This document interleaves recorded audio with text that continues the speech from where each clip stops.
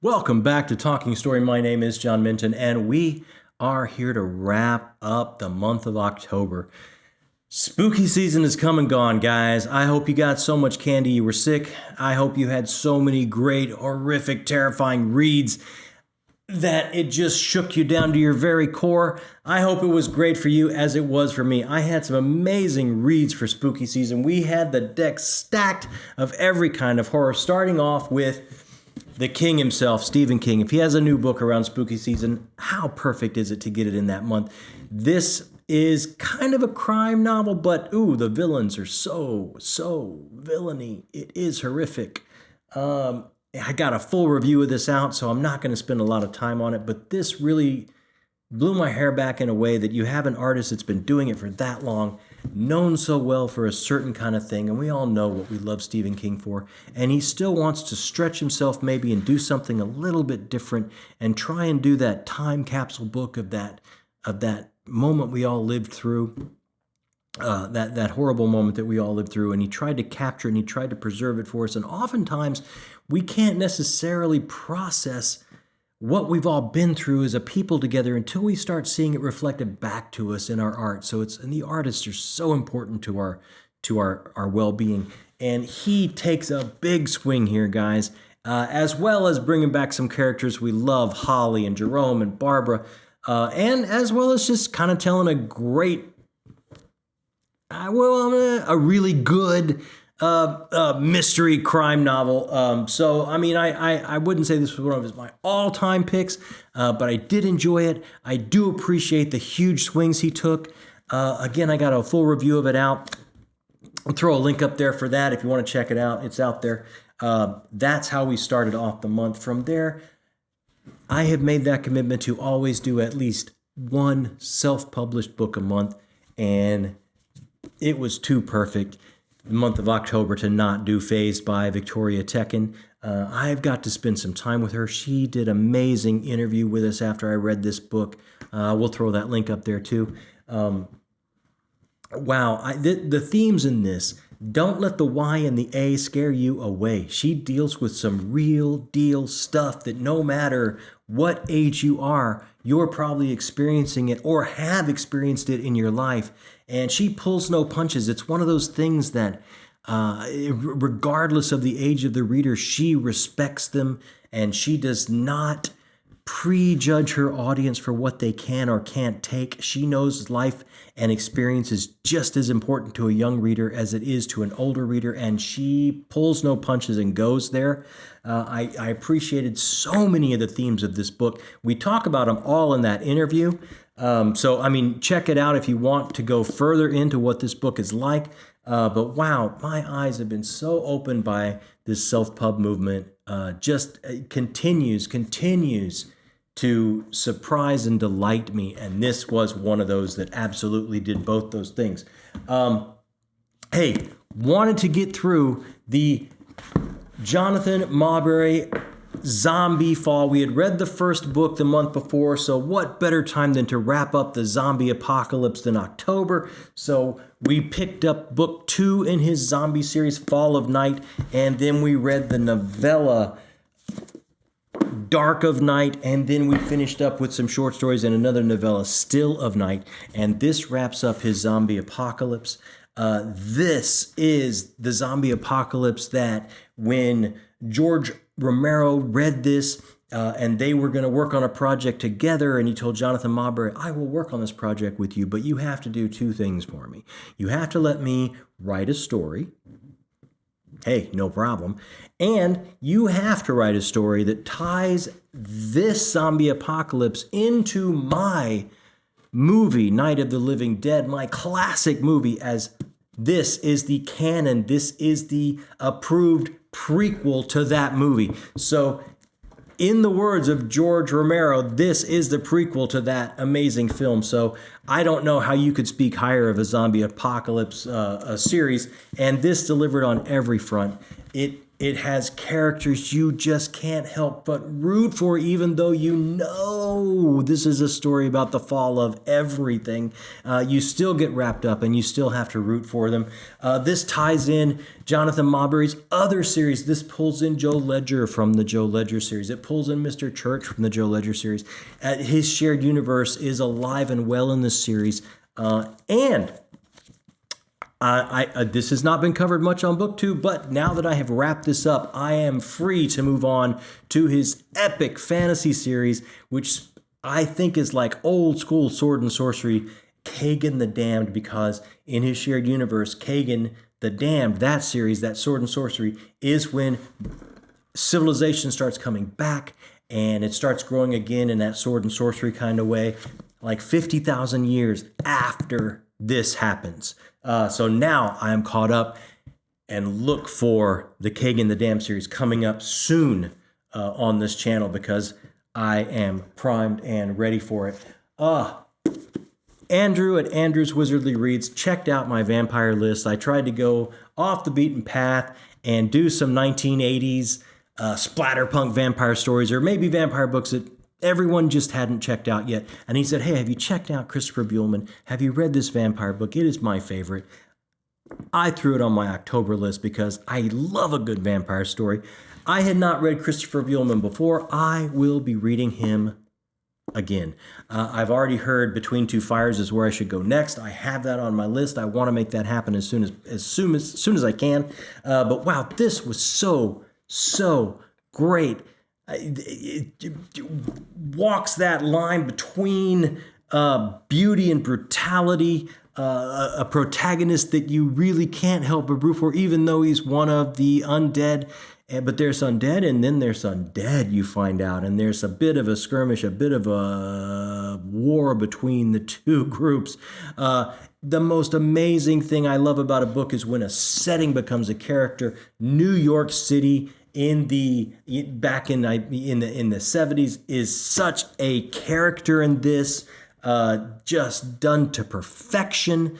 And I have seen Andrew say on other videos that he does not like unreliable narrators.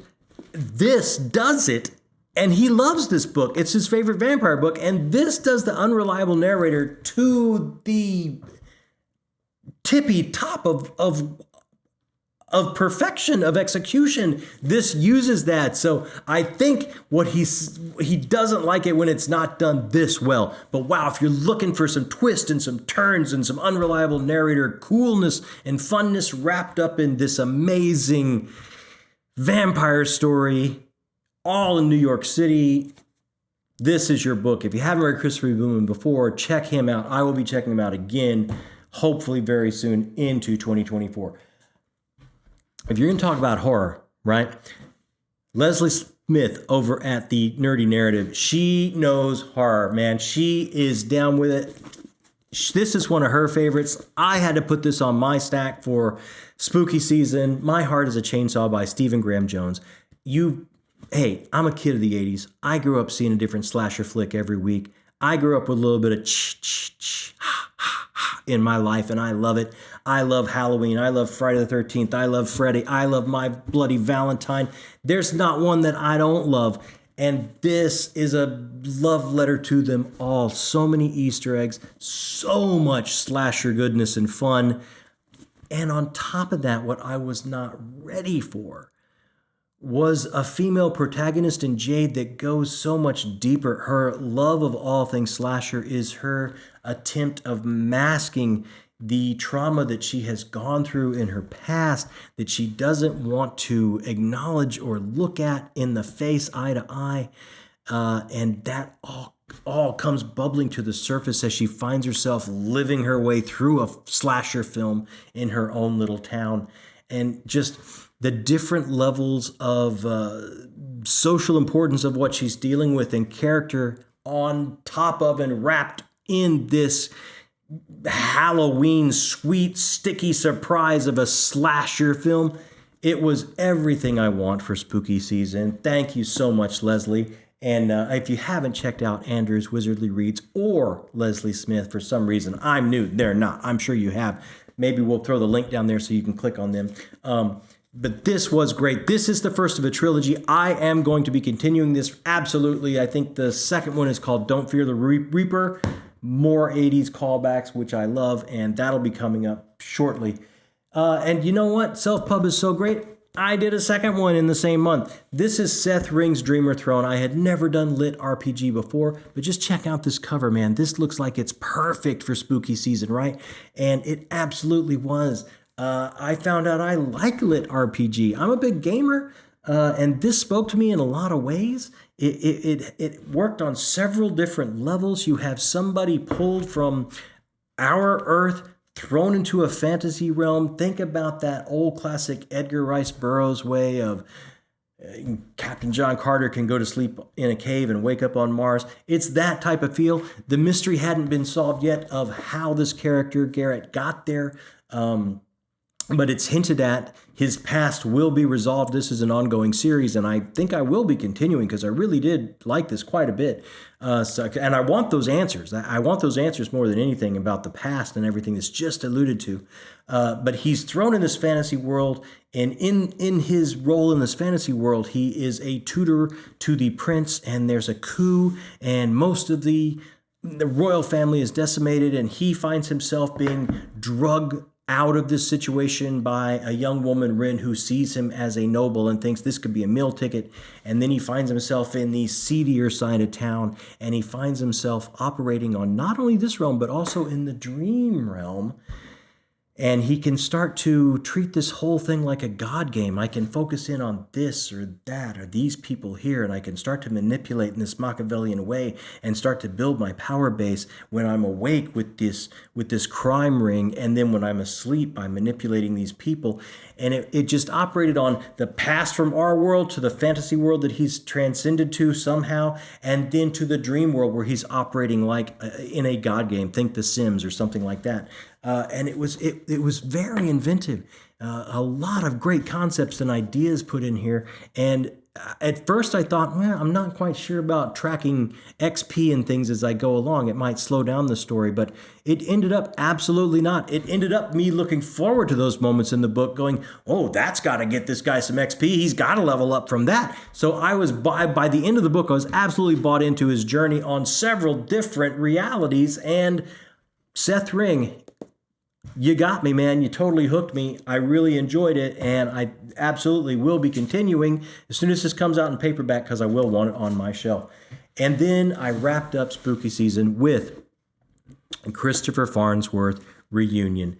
This is the same writer. If you check my vampire list, he does The President's Vampire, which is a great, great fun series. This is that if you like Stranger Things, I mean, this is the for a group of kids graduating high school in the 80s, and one is a fairy princess ripped from her realm that is a warrior princess, a young female detective, think Veronica Mars, except she has an eidetic memory and can remember everything, and her father is the chief of police, and she solves most of the crimes for him.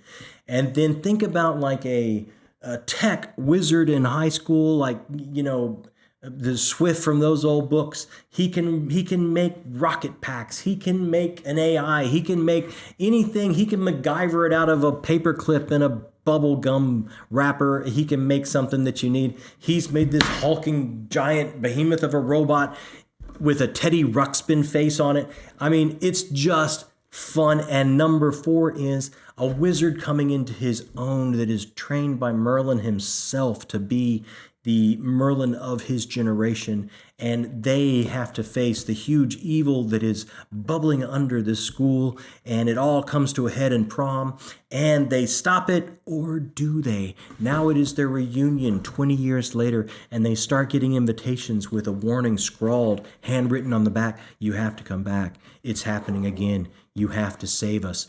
And through flashbacks and them trying to do it for a second time, you get a great, great, fun, bubblegum Snicker bar of a book that just was perfect for spooky season. And that is why I am going to say Christopher Farnsworth Reunion is my pick this year for favorite spooky season read.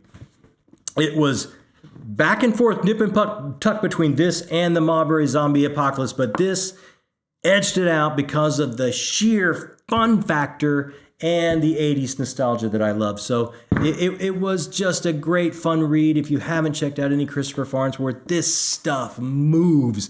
You will blow through this book in probably 2 to 3 days. So don't think of it as a huge time commitment. It is nothing but unadulterated fun. So that's it, guys. That wraps up our entire spooky season this year. And as you can see, when we do horror, we go all in, and we do horror. We did not shirk from our responsibilities. So I'm excited to get back to some fantasy and sci-fi, but this was a great trip down some creepy neighborhoods, and I had a wonderful time. Hit me up. Let me know what you read for spooky season. Let me know what your favorite book for spooky season was this year. Let me know what I should be looking at for next year. I don't just read spooky stuff during October. I sprinkle it in all year. I think in 2024, I'm going to try to be really cognizant of trying to get like a fantasy and a sci-fi and a horror book every month. So start hitting me up with some recommendations. I love it. I love comments. I get back to you as soon as I humanly can. And if you're stopping by for maybe not the first time, or maybe it is the first time and you just like what we do, or it's not the first time and you want to know how you can stop by easier, hit that subscribe button underneath. It helps us build a channel. It helps you find us if you like what we do here, and we like having you here. So just keep on coming around. It's a cool place to hang out. We hope you think the same thing. So like and subscribe. It helps us with everything. And that's it for me, guys. And if you were watching a video about all the stuff we read during October, that means you are book people. And if you are book people in my book, that makes you the best people. So thanks so much for stopping by. My name is John Minton, and this has been Talking Story.